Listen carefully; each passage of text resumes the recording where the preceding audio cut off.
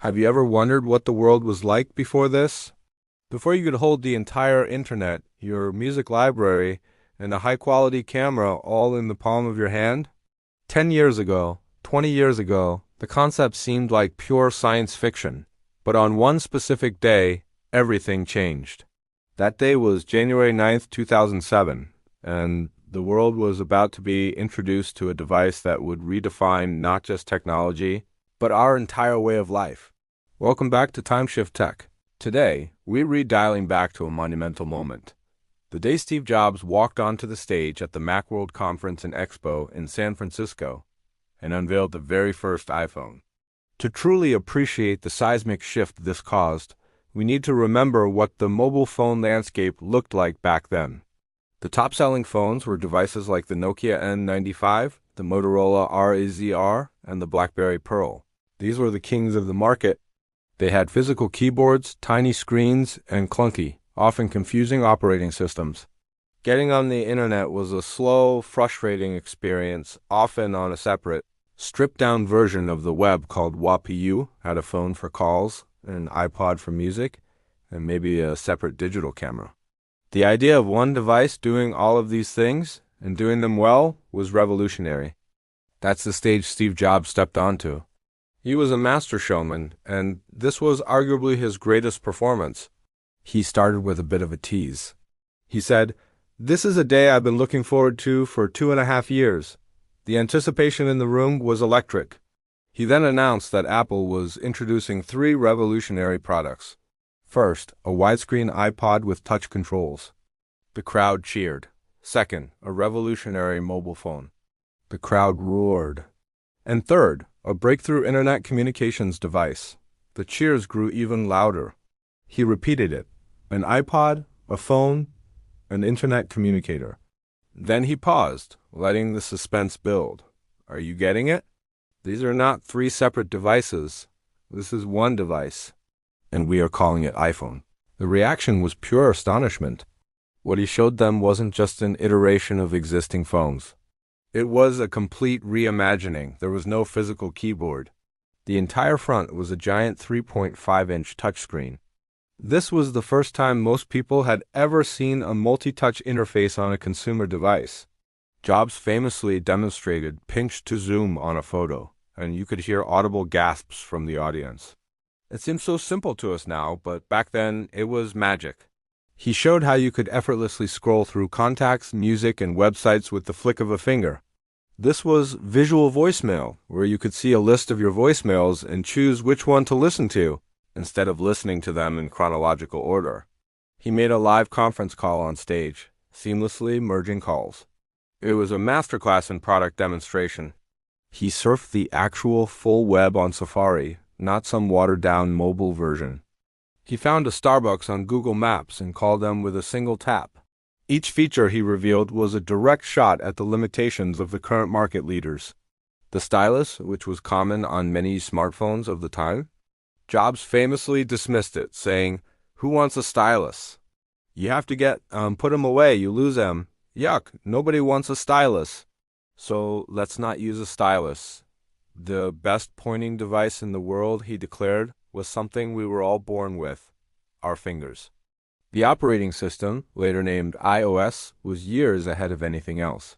It was intuitive, beautiful, and powerful. It was built on the same foundation as Mac OS X, meaning it was a real computer operating system, shrunk down to fit in your pocket. Now, it's important to remember that the first iPhone wasn't perfect. It couldn't record video.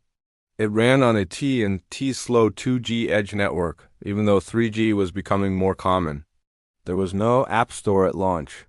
You were stuck with the apps Apple gave you. And it was expensive, starting at $499 for the 4 GB model with a 2-year contract. Critics and competitors were quick to point out these flaws. The CEO of Microsoft at the time, Steve Ballmer, famously laughed at the iPhone's price and lack of a physical keyboard, saying it wouldn't appeal to business customers. A spokesperson for BlackBerry's maker, Research in Motion, was confident that their keyboard-centric approach was superior. They all saw the individual features and missed the bigger picture. They missed the fundamental shift in user experience. The iPhone wasn't just a collection of features. It was a cohesive, elegant experience. It made technology feel personal and intuitive. It set a new standard for what a smartphone should be. When it finally went on sale on June 29, 2007, the hype was unprecedented. People lined up for days outside Apple and AT&T stores. It was a cultural event.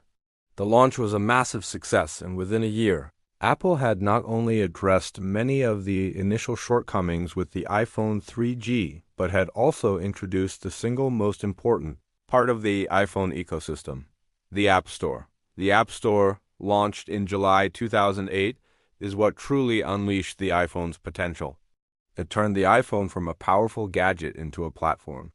Suddenly, developers from all over the world could create and sell their own applications directly to users. This sparked a gold rush, creating entire new industries. Think about it. Companies like Uber, Instagram, and countless others were built on the back of the mobile app economy that the iPhone pioneered.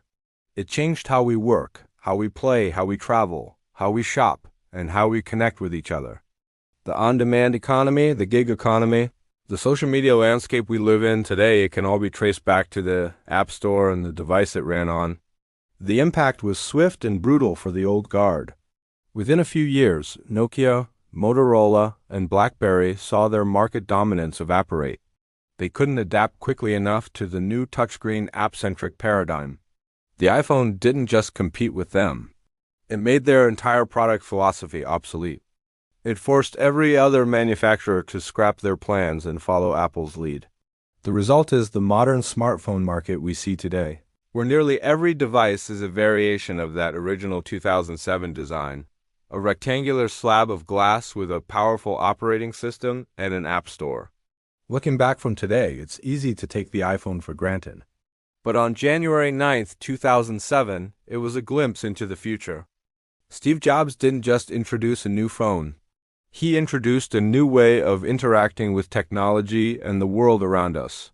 He delivered on a promise that was, until that point, just a dream. It was a bold, risky move that paid off on a scale that few could have imagined. That single keynote presentation didn't just launch a product. It launched a new era of personal computing. It was a defining moment not just for Apple, but for all of us. The world before and after January 9, 2007, looks profoundly different, and it's all thanks to the introduction of one little device that changed everything. This is TimeShift Tech, where we explore what happened in technology on this day. Because every date matters, and every date marks a moment in technology history. Thanks for watching. If you found this look back interesting, don't forget to hit that like button, subscribe to TimeShift Tech, and ring the bell so you never miss another trip through tech history. See you next time.